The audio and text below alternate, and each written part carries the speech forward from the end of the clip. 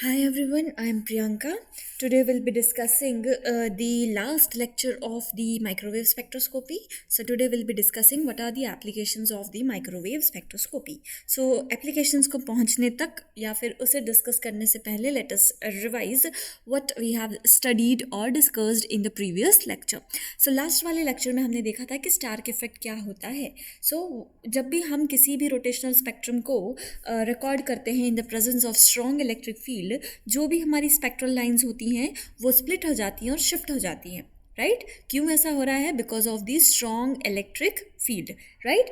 इसी को कहते हैं स्टार्क इफेक्ट, और इसको सबसे पहले स्टार्क ने ऑब्जर्व किया था, इसलिए हम इसको स्टार्क इफेक्ट जो है वो कहते हैं, राइट? और जो सिलेक्शन रूल था यहाँ पे that was delta J is equals to plus minus one and delta M जो था that was equals to zero. इसका मतलब अगर आपकी j की वैल्यू 1 है तो वहाँ पे आपको तीन स्प्लिटेड लाइंस मिलेंगी फॉर -1, 0 एंड +1.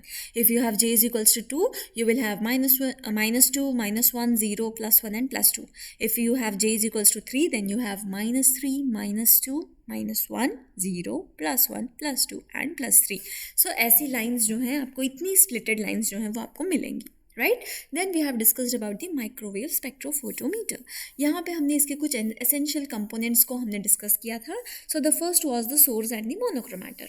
सो जो सोर्स हम यहाँ पे यूज़ कर रहे थे that was the reflex klystron valve, जो हमको माइक्रोवेव रीजन में रेडिएशंस दे रहा था, और वो it was acting itself as a monochromator, right? Then we have discussed about the beam direction. So जो भी रेडिएशंस हमको क्लिस्ट्रॉन वॉल्व से मिलेगी उसको हमको कन्फाइन करना है, तो हम will be using hollow metal tube which acts which जिसको हमने कहा था वेव गाइड्स, राइट?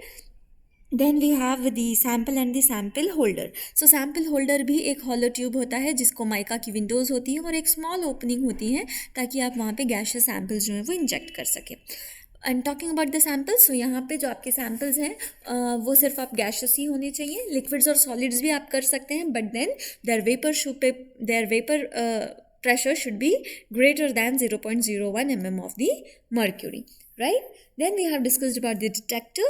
So यहाँ पे जो हम detector use कर रहे हैं that is the quartz crystal that is acting as a detector over here. Then we have the spectrum analyzer. So यहाँ पे we have either an oscilloscope or we have a pen and an ink and we have a paper, chart paper, जिसके ऊपर जो भी signals हमको मिलेंगे उसको accordingly वो move करेगा और हमको हमारा spectra जो है वो मिलेगा, right? Then we have discussed about the working. So यहाँ पे क्या हो रहा है, जो भी मोनोक्रोमैटिक रेडिएशंस आपके रिफ्लेक्स वॉल्व से निकलेगी वो सैम्पल से होते हुए गुजरेगी, राइट? कहाँ से होते हुए गुजरेगी? वाया दी वेव गाइड, है ना? वेव गाइड से होते हुए गुजरेगी और फिर वहाँ से सैम्पल चेम्बर से निकल के वो जाएगी हमारे डिटेक्टर के पास. जैसे ही डिटेक्टर के पास जाएगी वैसे ही वहाँ पे हम एक एम्पलीफायर लगाया है ताकि हमारी जो सिग्नल्स हैं वो एम्पलीफाई होके हमको अच्छे वैल्यूज़ जो हैं वो इंटेंसिटी जो है वो बढ़ के हमको मिले. And then this will be recorded either in an oscilloscope और on the chart paper with the help of the pen and the ink, right? अब यहाँ से हमको जो भी पीक्स मिलेगी उसकी हमको कुछ फ्रीक्वेंसीज मिलेगी, राइट? एंड ये सारी जो चीज़ें हैं, बॉन्ड एंगल या फिर जो भी रेडियस है, whatever thing we will be getting, we have the data, standard data for the various bonds and the angles. So उससे हम उसको कंपेयर करेंगे and then it will help us to determine the structure of the particular molecule. Okay, so now let us move towards the today's topic of discussion, that is the applications of the microwave spectroscopy. So while discussing the application of the microwave spectroscopy, number one is the structural determination. Okay, so microwave studies जो हैं इसकी मदद से हम बहुत सारी information निकाल सकते हैं about the molecular symmetry and the molecular parameters. So molecular parameters कौन से? आप बॉन्ड लेंथ निकाल सकते हैं, आप एंगल निकाल सकते हैं, है ना? ये सारी बातें आप निकाल सकते हैं with the help of the microwave spectroscopy. So let us first see how can you determine the structure of xenon oxyfluoride. Okay, इसी को xenon ऑक्सी टेट्राफ्लोराइड भी हम कहेंगे. Why? Because this yellow ones are the fluorine and this red one is the oxygen and this one is the carbon. Okay, so the microwave spectrum of this molecule is a characteristic of the symmetric top. है ना. You all know what is a symmetric top molecule. So you can see this is the top and this hence is in symmetry. So this is a symmetric top molecule and it has a C4V symmetry. जब आप group theory पढ़ेंगे तब आपको समझ में आएगा what is C4V. Okay. So microwave spectroscopy has confirmed the structure of this molecule, that it is a symmetric top and has a C4V symmetry, right? Similarly, it is used for the determination of the structure of OCS molecule. So this is the OCS molecule, where this red one is the oxygen, black one is the carbon, and the yellow one is the oxygen. Okay, so by studying the microwave spectrum of this molecule, we come to know that the bond angle between all the three atoms is 180, and hence we can come to know that it is a linear molecule. Okay, then we have another molecule, that is the NSF. Okay, so it was at one time thought that the compound with the stoichiometric composition of F and S should have the structure that is SNF, right?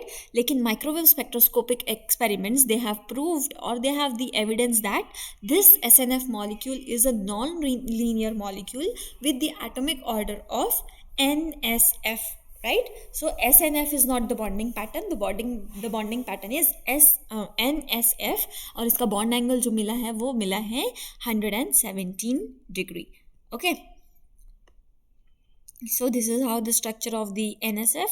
So we have a triple bond between N and S, and a single bond between S and F, right? So these are the bond length, that is 164.3 picometer of SF, and NS is 144.8 picometer, and the bond angle is exactly 116.92, which is nothing but close to 117. Okay, so in this way you can determine the structure of a particular molecule. How? With the help of the bond parameters, like you have the bond length or you have the bond angle. इन सब चीज़ों से हम पता कर सकते हैं.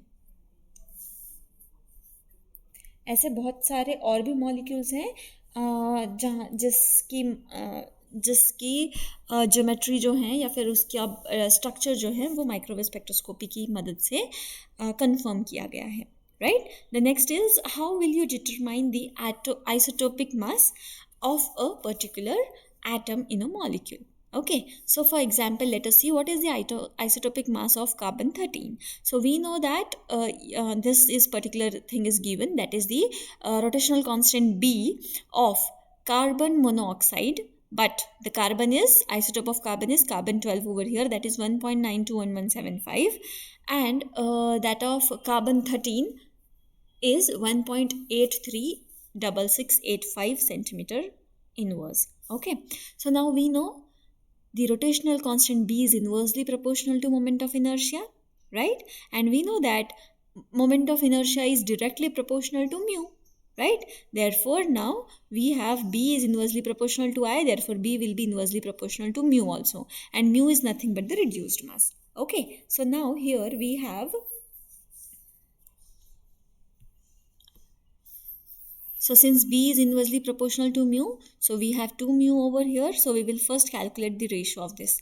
Okay, so now we have the reduced mass of carbon monoxide with carbon-13 and that of carbon-12. This is, we'll put these two B values, okay, and we will get 1.046. Okay, so now here I can just write the formula for you so that you don't get confused.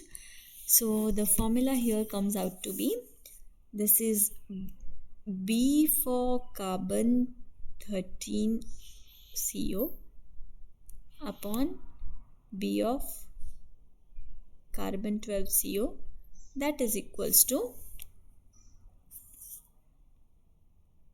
since it is inversely proportional, therefore carbon 12 जो है वो अपना ऊपर आएगा, right? So here we will have carbon 12 CO upon mu of 13 carbon CO. So that is what the values we have put. Okay. Yes, you can see it over here. यहाँ पे थोड़ा वाइजा versa हुआ है. Here mu 13 CO is ऊपर and mu carbon is नीचे. So the values of B are then opposite over here. ठीक है, 13 के साथ हमने कार्बन 12 का B लिखा है, that is 1.9211 and that of C13 is down. So when you solve this you will get the value that is 1.046, right? So now you have this mu C13O and mu C12O is equals to 1.46, right? Now we have to calculate the isotopic mass. So we know what is mu. So mu is nothing but m1 into m2 upon m1 plus m2, right? So now we will have 2 mu, that is for C13 and for the C12. C12 we know, C13 we have to find out. So now this is 1.046. So C13 का हम यहाँ पे लिखेंगे C13 into that of mass of oxygen upon m1 plus m2, right? Now this is division, so it will go in multiplication. Why? Because we are just interchanging this. Okay, that is m1 plus m2 upon m1 into m2. Okay, so when you solve this you will get the mass of the carbon 13, that is 13.006 AMU. So in this way आप isotopic mass भी calculate कर सकते हैं और आप atomic mass जो हैं आप ये भी कैलकुलेट कर सकते हैं, right? So you have an homework that how do you calculate the dipole moment using the microwave spectroscopy. Okay, so this is all about today's lecture. So यहाँ पे we have covered almost everything that is included in your syllabus in microwave spectroscopy. अगले lecture में we'll be discussing what is the ESR, that is the electron spin resonance spectroscopy. Okay, thank you.